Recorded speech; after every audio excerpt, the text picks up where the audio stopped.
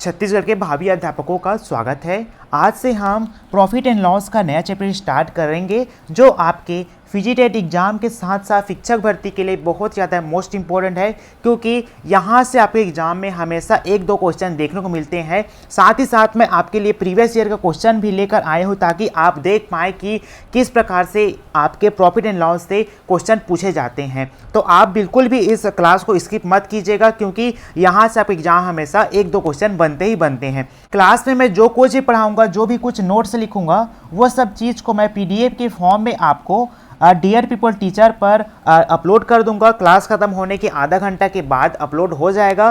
तो आप जो है इस क्लास को अच्छे से अटेंड कीजिएगा, पेन कॉपी अपने पास रख लीजिए। चलिए क्लास की शुरुआत करते हैं। प्रॉफिट एंड लॉस में आपको इन तीन टर्मों को बहुत अच्छे तरीके से समझने की आवश्यकता है। एक आपका क्रय मूल्य, विक्रय मूल्य और आपका अंकित मूल्य। क्रय मूल्य जिसे हम कॉस्ट प्राइस जिसे CP भी कहा जाता है, विक्रय मूल्य जिसे सेलिंग प्राइस यानी कि SP भी कहते हैं, अंकित मूल्य यानी कि मार्केट प्राइस आपका MP कहा जाता है। जब हमें प्रॉफिट और लॉस होगा तो हम आपका CP और SP के बीच का डिफरेंस देखेंगे।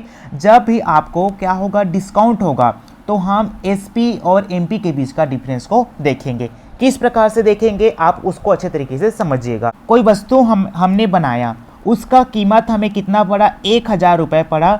अब इसे हम मार्केट में बेचना चाहते हैं तो उस पर हम टैग लगाकर उसके डब्बे में पैक करके कितना रुपए रख दिए, उसका प्राइस को हम 1500 रुपये रख दिए। लेकिन हमें बेचने की बारी आई तो उस वस्तु को हमने कितना रुपए में बेच दिया, आपका 1200 रुपये में हमने यहाँ पर बेच दिया। हमारा 1000 का कोई वस्तु था, उसको हमने मार्केट में 1500 रुपये में टैग लगाकर लॉन्च किया, लेकिन बेचने की बारी आई तो वस्तु को हमने कितना रुपए में बेचा, 1200 रुपये में बेचा। तो कस्टमर को हमने कितना रुपए का डिस्काउंट किया, तो आपका 300 रुपये का हम कस्टमर को डिस्काउंट किया।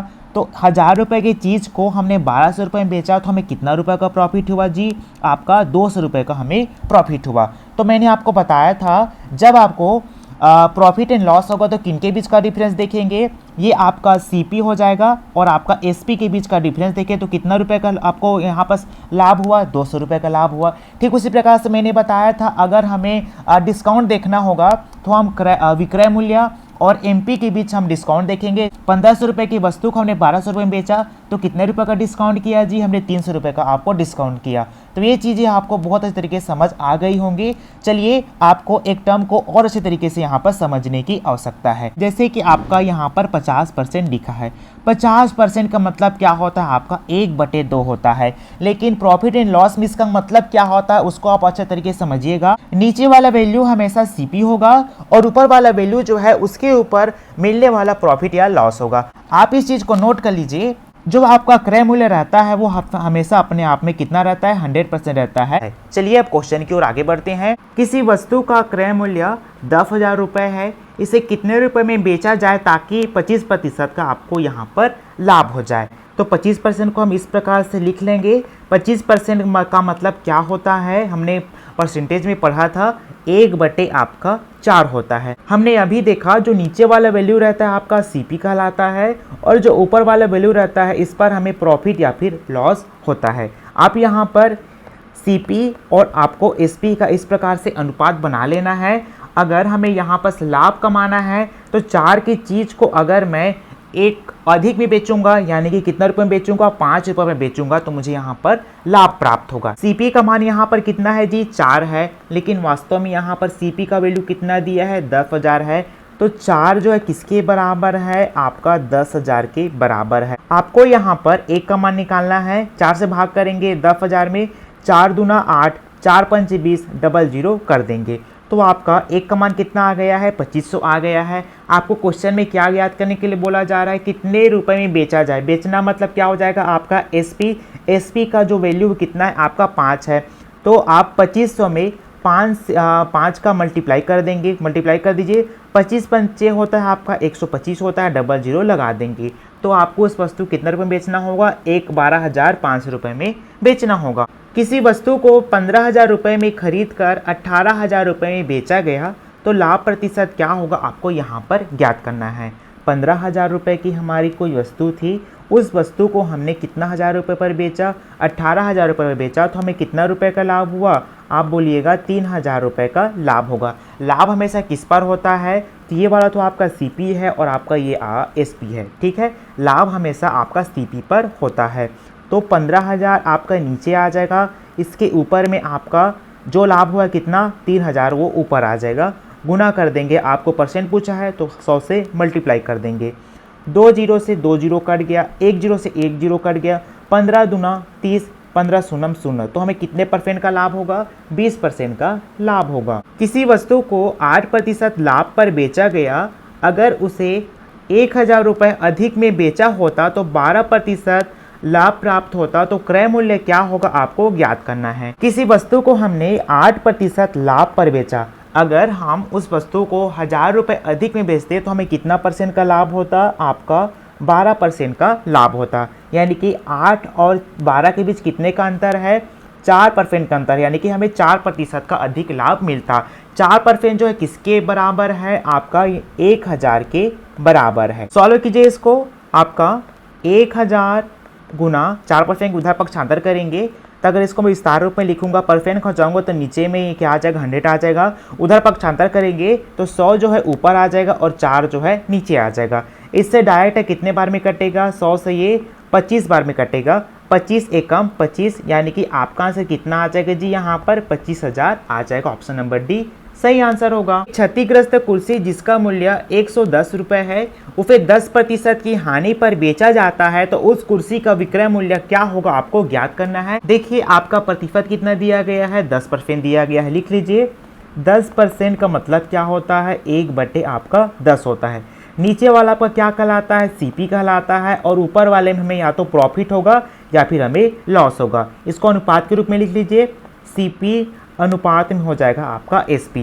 10% की हमें क्या होती है, हानि होती है। हमारा कोई चीज़ 10 रुपये का था, उस पर 1 रुपये की हानि हुई, यानी कि हमने उस वस्तु को कितने रुपये में बेचा, 9 रुपये में उस वस्तु को हमने बेचा। और जो आपको कुर्सी है उसका मूल्य, यानी कि जो आपका CP है, क्रय मूल्य है, वो कितना रुपये है, 110 रुपये है। और यहाँ पर CP कितना है जी, आपका 10 है। तो 10 से मुझे 110 बनाना है, तो मुझे कितना का मल्टीप्लाई करना पड़ेगा, यहाँ पर 11 से गुना करना पड़ेगा। या आपका 99 इस प्रकार से हो जाएगा।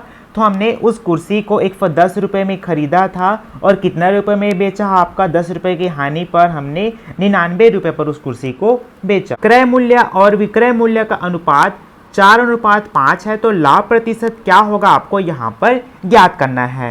CP अनुपात आपका SP कितना कितना है, CP आपका 4 है और SP आपका 5। 4 रुपये की वस्तु को हमने 5 रुपये में बेचा, तो मुझे कितना रुपये का लाभ हुआ, 1 रुपये का लाभ हुआ। किस पर हुआ, आपका क्रय मूल्य यानी कि CP पर हुआ। इसका 100% क्या होगा आपको ये पूछा जा रहा है। 4 से भाग करें कितने बार में चला जाएगा, डायरेक्ट ये 25 बार में चला जाएगा, तो आपका आंसर यहाँ पर 25% हो जाएगा। 12 कॉपियाँ बेचकर एक विक्रेता को 4 कॉपियों के विक्रय मूल्य के बराबर लाभ होता है, उसका लाभ प्रतिशत कितना होगा आपको यहाँ पर ज्ञात करना है। 12 कॉपी बेचकर, यानी कि SP कितना है, सेलिंग प्राइस आपका 12 है, कितना रुपए कितना कॉपियों के बराबर में लाभ हो रहा है, 4 कॉपी। तो आपका प्रॉफिट कितना कॉपी का हो रहा है जी, तो आप बोलिएगा 4 कॉपी का हो रहा है। अब आपको यहाँ पर CP निकालना, तो कैसे निकालेंगे, 12 और 4 के बीच कितने का अंतर है, तो आप बोलिएगा 8 का अंतर है। 8 चीज़ को हमने 12 रुपये में बेचा, तो हमें कितने का यहाँ पर लाभ हुआ, 4 का लाभ हुआ। तो आपको प्रॉफिट किस पर हुआ जी, आपका CP पर हुआ। तो 4 बटे आपका 8, इसका 100% क्या होगा आपको ये पूछा जा रहा है। 4 से ये चला जाएगा आपका 2 बार में, 2 से ये चला जाएगा आपका 50 बार में, तो आपको प्रॉफिट कितने का हो जाएगा, 50% का हो जाएगा। राम ने 2 साइकिलें प्रत्येक 990 रुपये की दर से बेची। यदि उसे एक साइकिल को बेचने में 10% का लाभ होता है और दूसरी साइकिल को बेचने में उसे 10% की हानि होती है, तो दोनों साइकिलों का क्रय मूल्य यानी कि आपको CP क्या होगा ज्ञात करने के लिए बोला जा रहा है। ठीक है, तो आपका जो लाभ कितना कितना % हो रहा है, 10% का। तो 10% का मतलब क्या होता है जी, आपका 1/10 होता है। नीचे वाला आपका CP होता है, ऊपर वाले पर या तो आपको प्रॉफिट होगा या फिर आपको लॉस होगा। तो पहले हम प्रॉफिट को लिख लेते हैं, CP अनुपात में हो जाएगा आपका SP। हमारा कोई 10 रुपये का चीज़ था, उस पर हमें 1 रुपये का यहाँ पर फ़ायदा मिला, तो हमने उस वस्तु कितने रुपये पर बेचा, आपका 11 रुपये पर बेचा। एसपी का मान कितना है, आपका 11 है, लेकिन यहाँ एसपी का मान कितना है जी, कितना बेचा उस वस्तु को, हमने 990 रुपये में बेचा। तो 11 जो है आपका 990 के बराबर है, तो हमें यहाँ पर एक का मान निकालना है। निकाल लीजिए, 11 नमा 99। तो इस प्रकार से एक का मान 90 आ गया। अगर एक का मान 90 है तो 10 का मान कितना हो जाएगा, 10 में 90 गुना करूंगा तो इसका मान हो जाएगा 900। 900 की चीज़ को हमने कितना पर बेचा, 990 बेचा, तब हमें कितना रुपए का लाभ हुआ, 10% का लाभ हुआ। हम हानि वाला कर लेते हैं, सीपी अनुपात आपका एसपी। 10 रुपये की चीज़ था, उस पर हमें 1 रुपये का हानि हो गया, तो हमने उस वस्तु को कितने पर बेचा, 9 रुपये पर बेचा। और यहाँ पर 9 का वैल्यू कितना दिया है, 990 दिया है। लिख लीजिए, 990 जो है 9 के बराबर है, तो आपको यहाँ पर एक का मान निकालना है। 9 एकम 9, 9 एकम 9, 9 शून्यम 0। ठीक है, तो एक का मान कितना निकल कर आ गया, यहाँ पर 110 निकल कर आ गया। अब 110 का गुना किस में कर देंगे, आप 10 में कर देंगे, कर दीजिए। तो एक जीरो बस आपको यहाँ पर बढ़ाना है, 11 और आपका 00 हो जाएगा। हमारा 1100 रुपये का कोई आपका वस्तु था, उसको हमने 990 रुपये में बेच दिया, तो हमें कितना % का हानि हो गया, हमें 10% का हानि हो गया। आपको क्वेश्चन में दोनों साइकिलों का जो आपका क्रय मूल्य यानी कि सीपी का मान पूछा गया है। पहले में हमें लाभ होता है तो सीपी का वैल्यू कितना है, 900 है। दूसरे में हमें हानि होता है तो सीपी का वैल्यू कितना है, आपका 1100 है। 900 में मैं अगर 1100 को ऐड कर दूंगा तो आपका आंसर कितना आ जाएगा, 2000 आ जाएगा। एक भैंस को 10,000 रुपये में खरीदा जाता है तथा एक साल में दूध बेचने पर 10,000 रुपये का लाभ प्राप्त होता है। एक साल बाद भैंस को 9,000 रुपये में बेच दिया गया, तो लाभ या हानि होगा, हमें प्रतिशत के रूप में यहाँ पर ज्ञात करना है। एक भैंस को आपने 10,000 रुपये में खरीदा, ठीक है। अब उस भैंस को एक साल तक आपने अपने पास रखा और रखने पर उनके दूध को जब आपने बेचा तो आपका टोटल कितना इनकम हुआ, उसके दूध को बेचने पर आपका 10,000 रुपये का इनकम हुआ। आपने 10,000 रुपये में ख़रीदा था, फिर आपको उसके दूध को बेचने में 10,000 मिल गया, तो इसका मतलब आपको भैंस का जो कीमत है वो आपको 0 रुपये पड़ा कि नहीं पड़ा। अब आपने क्या किया, उस भैंस को कितना रुपये में बेच दिया, 9,000 रुपये में बेच दिया। चलिए सॉल्व करते हैं। हमने भैंस को 10,000 रुपये में ख़रीदा था, लेकिन एक साल बाद हमने भैंस को कितना रुपये में बेच दिया, 9,000 रुपये में बेच दिया। तो हमें यहाँ पर बेचने पर लाभ हुआ या हानि हुआ, उसका प्रतिशत ज्ञात करने के लिए बोला जा रहा है। तो इनको मैं 100% से मल्टीप्लाई कर दूंगा। 2 जीरो से 2 जीरो कट गया, 2 जीरो से 2 जीरो कट गया, क्या बचा आपका 90%। ये 90% क्या होगा, आपका प्रॉफिट होगा। आज की क्लास में हमने जितने भी टाइप के क्वेश्चन किए थे, वे क्वेश्चन आपके एग्जाम में किसी न किसी ईयर में आए हुए थे। तो आप जो है इन सभी क्वेश्चन को अपने से सॉल्व करके ज़रूर देखिएगा। मिलते हैं नए टॉपिक के साथ नए वीडियो में।